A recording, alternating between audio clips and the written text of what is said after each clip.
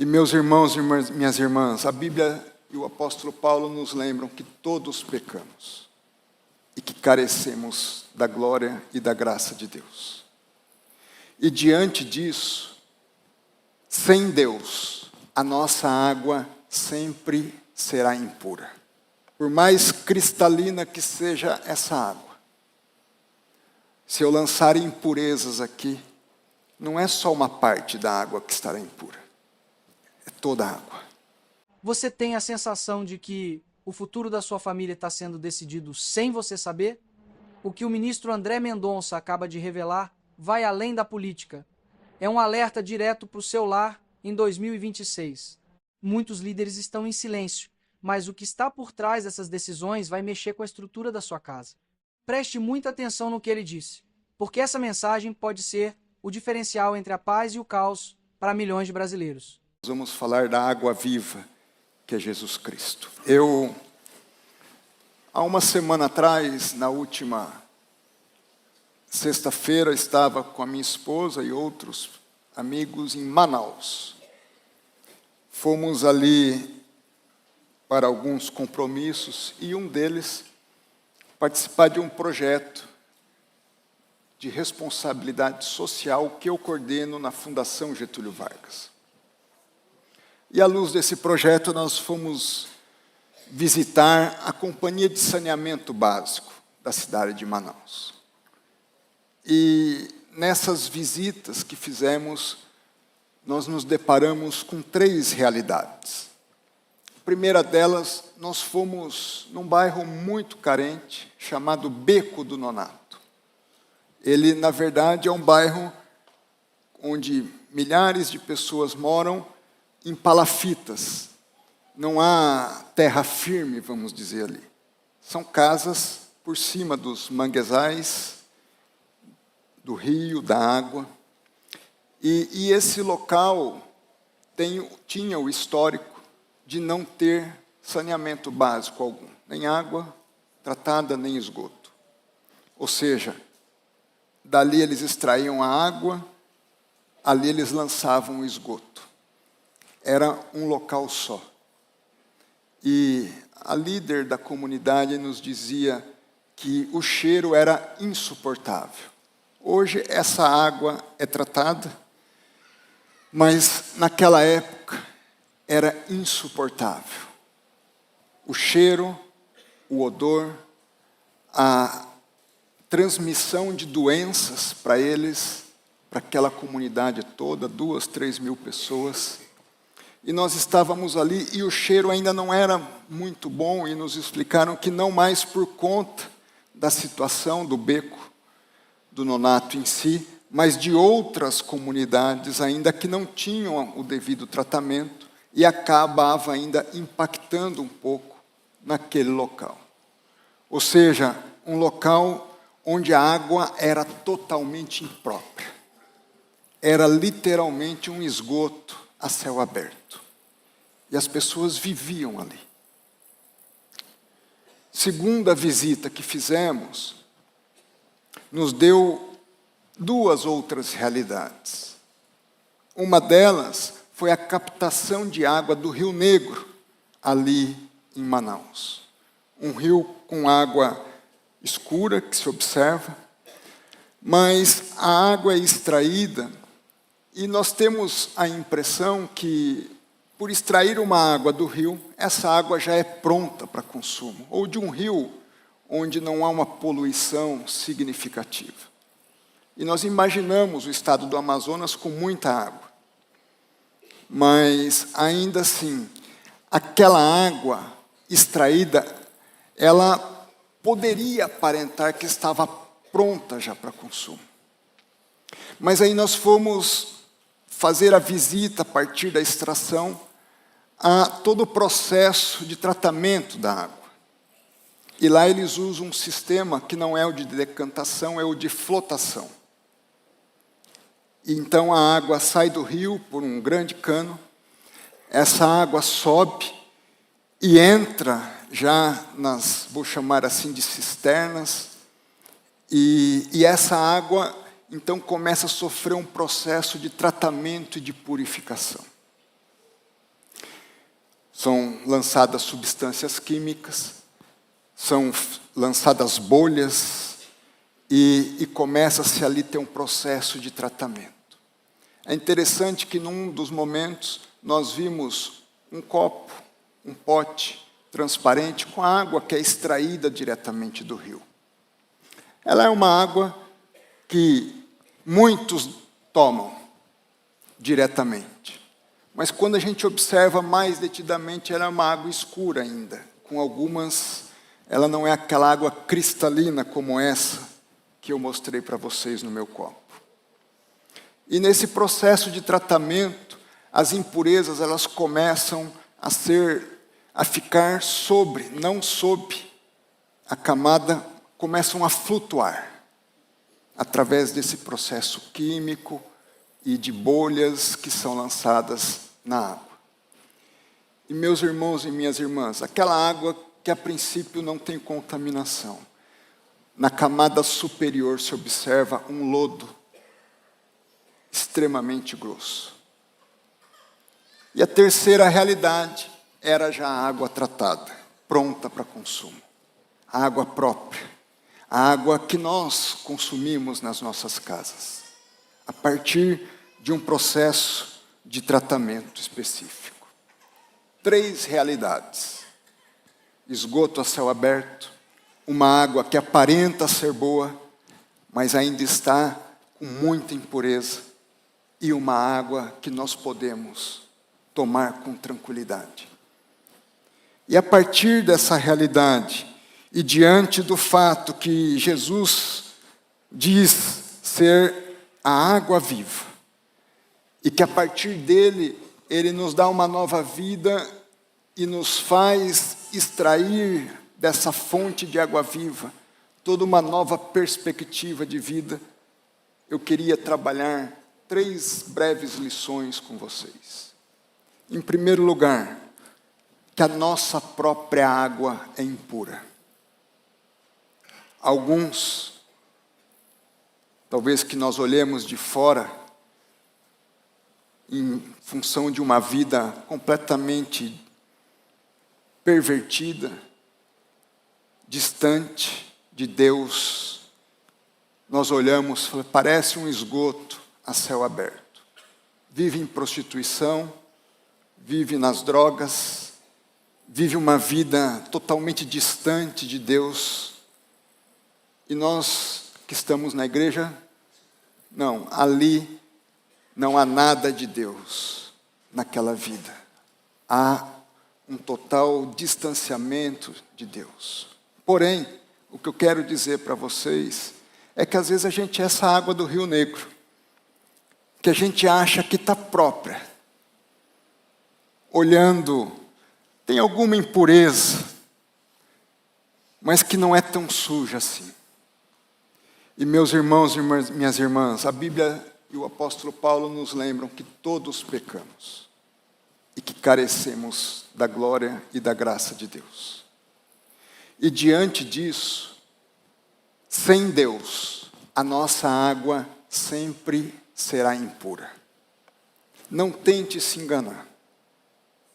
Sem o tratamento espiritual, sem um processo de consciência, de conversão, a nossa água pode não ser um lixão,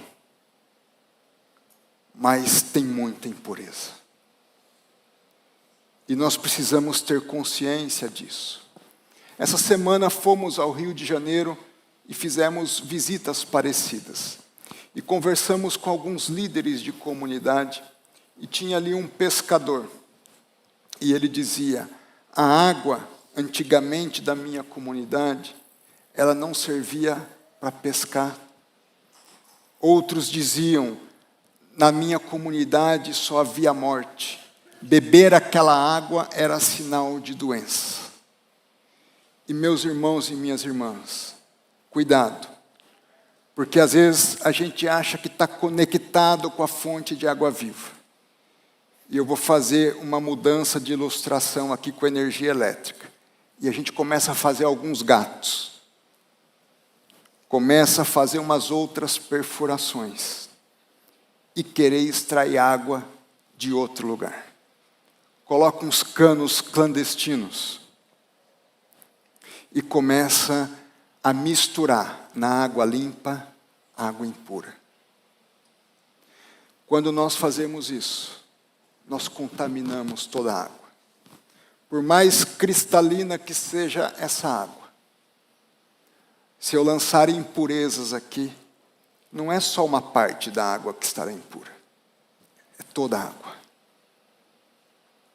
Portanto, cuidado, porque não basta estar ligado na fonte, se você busca outras fontes de alimentação para a sua cisterna. Esteja vinculando unicamente a fonte que é Jesus Cristo, porque senão você vai ter sujeira, você vai transmitir doença. Eu estou falando aqui de sujeira espiritual, de doença espiritual. Você não será sadio, portanto, não se engane. Não pense que a sua água é boa, porque você é bom.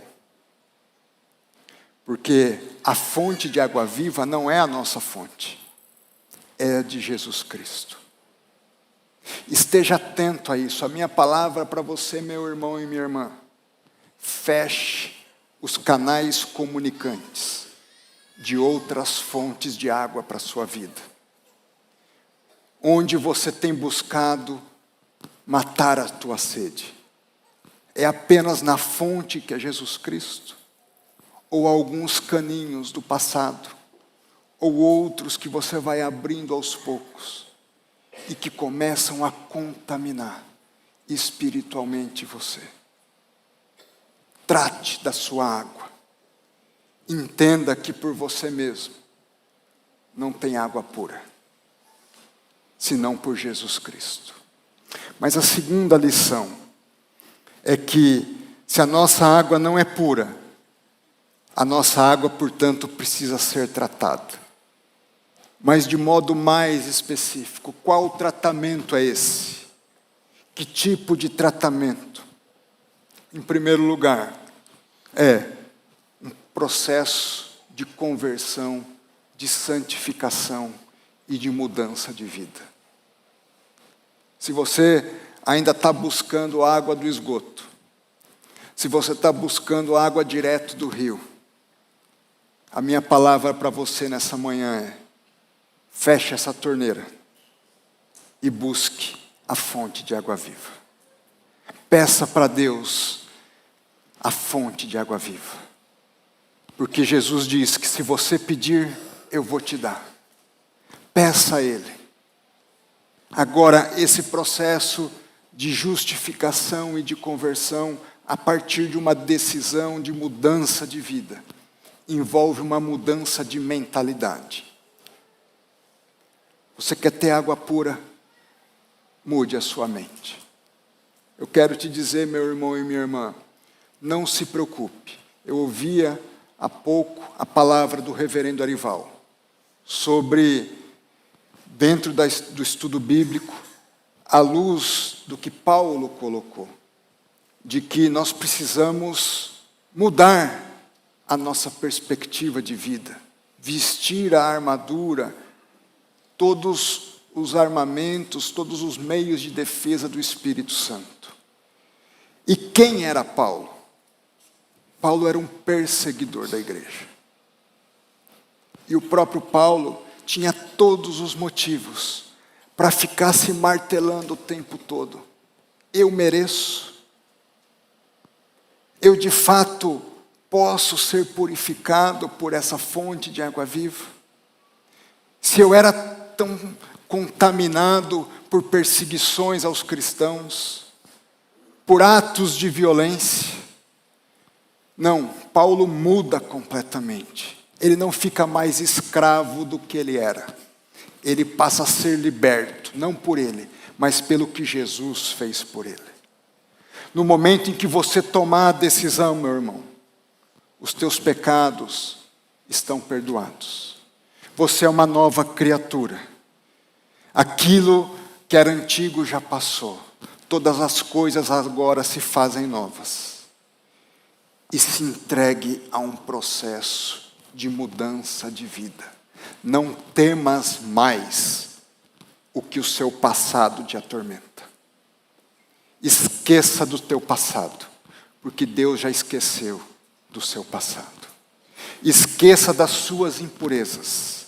Não fique mais se martirizando, preso, como se você ainda estivesse condenado pelo que você fez no passado. Você agora passa por um processo onde Jesus vai tratar de você. E que aquela fonte se secou. Vai ter um tempo ainda em que algumas imperfeições vão estar ali. Mas não é mais para você viver das imperfeições, porque o processo de purificação está acontecendo na sua vida. Deixe esse processo acontecer e mude os seus paradigmas. Antes, você pensava que estava aqui para ser servido, e agora você está aqui para servir. Antes, você achava que se salvava e se bastava a si mesmo. Agora, é Jesus que é o suficiente para você. Antes, você pensava que quando você era forte, é que você era forte. Agora você aprendeu que quando você é fraco, é que Jesus te trata e que o torna forte e grande. Antes, você pensava que o viver era isso, a sociedade, viver o consumo, viver o dia a dia da vida. Agora, o viver é Cristo e o morrer é lucro. Mude os paradigmas da sua vida. Entenda que essa mudança de mentalidade vai fazê-lo com que aquilo que você achava que era sábio seja loucura. E aquilo que você pensava que era loucura seja a verdadeira sabedoria. Meu irmão e minha irmã, esse processo envolve fé, esse processo envolve entrega, esse processo envolve você não viver, como eu já disse, preso aos fantasmas do passado, mas envolve também obediência, mudança de comportamento. Envolve você estar em comunhão com Deus. Você estar e ter uma vida de oração, como o reverendo Arival colocou. Envolve você viver pela palavra de Deus. Terceira lição. A nossa água não precisa apenas ser tratada. Agora ela será pura. E ela pode ser pura. Porque a partir do momento em que a verdadeira vida e a fonte da água viva passa a ser aquilo que nos alimenta e nos sacia, não é mais a sua água, é a água direta de Deus e de Jesus Cristo. Porque só a água de Jesus pode matar a sua sede. Só a água de Jesus pode te purificar. Só a água de Jesus pode de fato te transformar. Só a água de Jesus pode te dar a vida eterna. E meus irmãos, essa expressão no grego utilizada aqui em João é zoe. Ela não é a expressão mais comum utilizada para designar vida humana. Há outras duas expressões que são mais comuns. A primeira é bios e a segunda é psique. Bios se refere à vida corporal. Estamos biologicamente vivos. Sabemos que todos aqui estamos biologicamente vivos. Porque falamos, porque nos alimentamos, porque cuidamos do nosso corpo. Essa não é a vida que Jesus está se referindo. A outra psique, a vida e a saúde mental. O cuidado com as nossas emoções, com o nosso modo de pensar. Mas a vida, embora zoe, envolva também vida humana, e saúde, vida mental, ela é a plenitude da vida. O que Deus quer te dar não é qualquer vida. Não é apenas te curar de uma enfermidade. Não é apenas preservar a sua saúde física e a sua saúde mental. É também. Não deixa de ser. Mas é vida plena. Eu vim para que tenham vida e a tenham em abundância. Eu vim para que tenham paz e a minha paz vos dou. Eu vim para que vivam a intensidade e a plenitude da vida. Meus irmãos e minhas irmãs, essa vida é que é plena de sentido. Essa é a vida que vale a pena. Essa é a vida que tira de nós todos os anseios, toda a ansiedade, todos os medos, todas as incertezas, todas as inseguranças. É a vida que transforma. E dentro desse contexto, eu queria finalizar com vocês que é esta vida que fará com que você não mais tenha sede. E meus irmãos e minhas irmãs, como é que tem sido a sua vida? Essa é a questão. Traga a reflexão. Quais canais de água têm chegado a você que precisam ser cortados? Elimine-os em nome de Jesus. Se você não tem forças, eu te digo o seguinte: responda como aquele pai que foi buscar Jesus pedindo que ele cuidasse da sua filha. Eu creio, diz o pai, mas me ajude na minha pouca fé. Creia, ainda que você não tenha forças suficientes para crer na plenitude, só diga, creia. Eu creio, Deus. Deus, dá-me dessa água. Eu quero beber dessa água. E sabe o que vai acontecer, meu irmão e minha irmã? Essa água vai jorrar tanto a partir da sua vida. Essa água vai inundar tanto o seu ser. Essa água vai purificá-lo de tal maneira. Essa água, ela vai não só saciá-lo, mas ela vai ter uma abundância, uma superabundância, que vai começar a irrigar a sua família, o seu ambiente de trabalho, onde você estiver. É dessa água, não só que você vai beber, mas que você vai poder oferecer ao próximo, para que ele também beba. Meu irmão e minha irmã, nós participaremos da ceia agora.